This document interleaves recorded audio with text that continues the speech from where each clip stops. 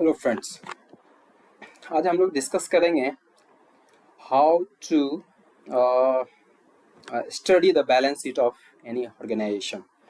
Okay, and that is very essential thing to know it, because without that you can't do the fundamental analysis of any stock. So those guys who is doing the fundamental analysis and is invested for the long term to pick the stocks, right, you need to have understanding of the balance sheet of the company.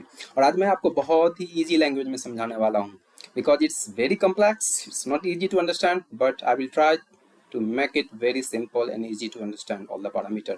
उसके लिए हम सबसे पहले क्या किए हैं, www.screener.in एक website है जिसपे आपको जाना है. यहाँ पे ठीक है, आप इसको चले जाओगे. उसके बाद यहाँ पे search for company, right, any company आप टाइप करोगे, ये आपको आ जाएगा. मैं एक एग्जांपल लिया हूँ जुपिटर वागन का, जिसका कि कल का रिजल्ट जस्ट Q3 का आया है, right, and this is a decent result as for me. Okay, so इसको हम लोग एनालिसिस करेंगे. सो आपको करना क्या है, जैसे कि पहले के वीडियो में मैं बता चुका हूँ कि कंपनी का एग्जैक्टली फाइनेंशियल हेल्थ कैसे चेक करते हैं. इस बार मैं एक स्पेसिफिक एरिया पे फोकस करूंगा कि बैलेंस शीट. तो आपको जाना है यहाँ पे बैलेंस शीट पे, राइट. जैसे ही बैलेंस शीट पे आप क्लिक करोगे, ये आ गया कंपनी का पूरी balance sheet. Okay, as you can see it here. So देखते हैं बैलेंस शीट में क्या क्या कंपोनेंट है और उसके क्या मायने हैं कंपनी के लिए और हमारे लिए, right. So let's start. So पहला thing है, first thing is that equity capital, right? You see the data is from March 2012 to the September 2023. It's not covered the Q3 result, but it's till available till Q2 result. Okay. So आप देखोगे equity capital. First, let's understand what is the equity capital, right? So equity capital is the capital which is collected by the company from the owner. Number one, from the owner. Second thing is that from the shareholder. Right. So कैसे करती है equity capital company collect. So company के पास जो equity होती है उसको वो सेल करता है और उसके बदले में उसे कैपिटल मिलता है. So that is very important parameter, right, to understand. आप देखोगे यहाँ पे कि let's say start with the March 20. Slowly company is increasing their equity capital, right? So 387, then 399, it's jumped, and all the value are in CR. Okay, so किसी भी company के लिए ये बहुत जरूरी आपको देखना पड़ेगा कि वो इसके पास, कंपनी के पास कैपेबिलिटी है कि नहीं कैपिटल अरेंज करने की, राइट. अगर equity capital quarter by quarter, Y on Y basis अगर कंपनी रेज कर पाती है, इसका मतलब है कि कंपनी स्ट्रांग है, उसकी लीडरशिप स्ट्रांग है, उसके पास जो सर्विसेज, जो प्रोडक्ट हैं वो अच्छे हैं और बेसिकली उससे customer is impactful. That product and services is giving the impact on the society, on the whatever the zone, I mean, the company is serving. Okay, so that's thing number one.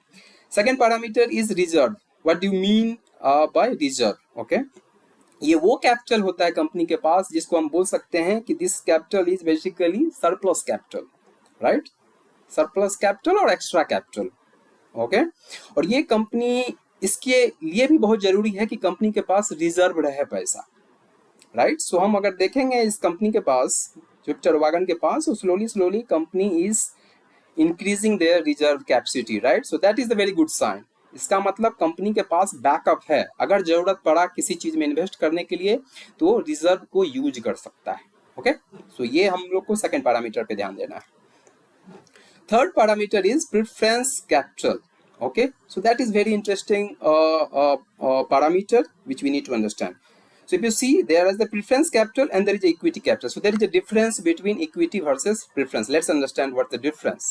Okay, so in case of equity capital, right, when a company allocate the equity and raise the fund, right, actually it gives the authority of the shareholder in the voting.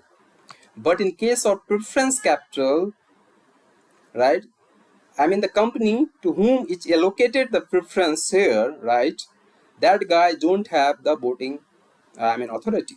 Number one. Number two, कि company preference capital और preference share देती क्यों है, right. इसका सबसे बड़ा कारण ये है कि कंपनी अपने डेब्ट टू इक्विटी रेशियो को हमेशा चेक में रखना चाहती है. क्या मतलब हुआ कि डेब्ट टू इक्विटी रेशियो जितना कम होगा that is the good sign, right, that is good sign. So किसी भी बड़ी कंपनी के लिए उसका जो बैलेंस शीट है, जो उसके शेयर होल्डर होते हैं और शेयर होल्डर के अलावा जो बड़े बड़े एनालिस्ट होते हैं, बिजनेस एनालिस्ट, राइट, वो इसको क्लोजली मॉनिटर करते हैं कि company debt to equity ratio क्या है। अगर ये ज़्यादा है then it's impact on your credit score, okay. और जैसे ये ज़्यादा होगा तो आपको लैंड उधार लेने में बहुत ज़्यादा प्रॉब्लम होने वाली है। सो हमको ये देखना है कि पहली बात कंपनी ये ट्राई करती है कि डोंट टेक अननेसेसरी डेप्ट, ओके। सो उसके बदले क्या करती है, ये प्रेफरेंस शेयर एलोकेट कर देती है ताकि डेप्ट टू इक्विटी रेशियो हमेशा कंट्रोल रहे। और दूसरी बात इसके साथ में है कि अगर लेट से कि कंपनी बहुत ज्यादा प्रॉफिट की है, राइट, तो प्रेफरेंशियल जो शेयर जिसको एलोकेट होता है, राइट, उसके पास पहली बात राइट नहीं हुआ कि आई मीन वोटिंग का। सेकेंड पास अगर कंपनी बहुत अच्छा परफॉर्म गई तो जो ऑब्वियसली कंपनी डिविडेंड देती है, राइट, वो एक उसमें कैप रहता है। बहुत ज्यादा कर गई तो कंपनी बॉन्ड नहीं है कि उसको भी डिविडेंड उतना ही बढ़ेगा, right. So that is the two benefit, that's the reason company allocate the preference share, okay. Here we can see that there is a no, right, company do not allocate till now to the any preference share at this point in the last, okay, couple of quarter. Now next thing is borrowing, उधार, right, company कितना उधार ली हुई है, right. तो आप देखोगे कि company का उधार भी धीरे धीरे बढ़ते जा रहा है, बट ये कोई ऐसा वरी नहीं है, राइट। ऑब्वियसली अगर कैपिटल बढ़ेगा, बिजनेस एक्सपेंशन होगा तो बोरो लेना पड़ेगा, क्योंकि दैट्स हाउ बिजनेस वर्क्स। बिना उधार के आप बिजनेस जल्दी कर नहीं सकते और एक्सपेंड जल्द क्विकली नहीं कर सकते, राइट। देखते हैं इसको एक्सपेंड करके क्या है। सो आप ये देखोगे बोरोइंग में generally long term borrowing and short term borrowing. So company जो है एक तो लेती है, बोरो करती है कि शॉर्ट टर्म गोल को मीट करने के लिए, राइट, और दूसरी बात है लॉन्ग टर्म, जो उसका विजन है उसको अचीव करने के लिए लॉन्ग टर्म बोरोइंग है, right. So overall if you do that, right, it will give the total borrowing, okay. So borrowing भी कंपनी की बढ़ रही है, no issue, because the capital बढ़ रहा है, बिजनेस एक्सपेंड कर रहा है ये कंपनी काफी, Jupiter wagon, right, because railway sector में कंटिन्यूसली एक्सपेंड किया जा रहा है, ओके। देन अदर लाइबिलिटीज, सो इसके अलावा और लाइबिलिटीज क्या है तो हम एक्सपेंड करते हैं और देखेंगे इसमें अदर लाइबिलिटीज में क्या क्या है। सो ट्रेड पेबल्स है, right, then advance from customer, कितना लिया है एडवांस उसका दिखा रहा है, और other liabilities item, right. So total is the other liabilities, okay. So once we add equity, reserve, preference capital, borrowing and other liabilities, it gives you the total liability to the company, कितना liability है। So slowly अगर हम देखेंगे liability is also increasing, okay, point. Now after that we'll see the asset part, okay. So if you see that there is a fixed asset, क्या मतलब है इसका, किसी कंपनी के पास अगर फिक्स एसेट है तो उसका क्या मतलब हुआ। उसमें बहुत सारे कंपोनेंट आते हैं, जैसे कि कंपनी का लैंड का वैल्यूएशन क्या है, बिल्डिंग जो कंपनी का है उसका ऑब्वियसली वैल्यूएशन टाइम के साथ में बढ़ता है, राइट। देन प्लांट मशीनरी क्या है, इक्विपमेंट क्या है, computer, furniture and fitting, right, vehicles, intangible assets and other fix assets. तो सारे मिला के that is the part of the fix asset, right. तो जितनी ज्यादा फिक्स एसेट कंपनी के पास है इसका मतलब है कि उसका फाइनेंशियल सिचुएशन, उसकी बैलेंस शीट बहुत ही स्ट्रांग है, राइट। सो यहाँ पे अगर हम गौर से आप देखोगे तो company balance sheet is growing QOQ basis, right? So that is the very healthy sign from the balance sheet perspective, okay. Now next thing is CWIP. What is this? This is the capital work in progress, right? Capital work in progress. Let's understand this one. It's a very important concept, okay. क्या मतलब हुआ, let's say कि company कहीं पे building बनाती है, right, उसके पास land है, वो बिल्डिंग बनाती है, राइट। तो उसके लिए कंपनी क्या करेगी कि CWIP, कैपिटल वर्क इन जो प्रोग्रेस है, ये डिप्लॉय करेगी, ठीक है। कि लेट्स से अगर वो बिल्डिंग का टोटल कॉस्ट जो बनाने में है लेट्स से 1 करोड़ आता है, राइट, यहाँ से वो क्या करेगी, डेबिट करके वहां पे एलोकेट करेगी, राइट। और जब कंस्ट्रक्शन का वर्क फिनिश हो जाएगा then again that amount will be credited in the CWIP, right, and it will be visible in the balance sheet, right. So as a temporary basis पे balance sheet में आपको दिखेगा कि जहां भी कंपनी को जरूरत होती है यहां से वो वहां पे डाली, कंप्लीट हुआ work, then again back to on the CWIP, right, capital work in progress, कितना कैपिटल वर्क इन प्रोग्रेस में इंगेज है, right. So as you can see it here. Okay.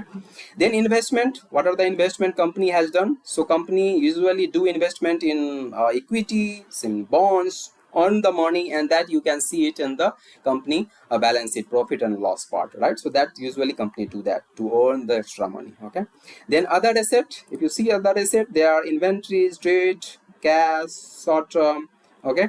Then other asset items. So these are all part of the other assets. So if we sum it all these, then it will give you the total asset what company have.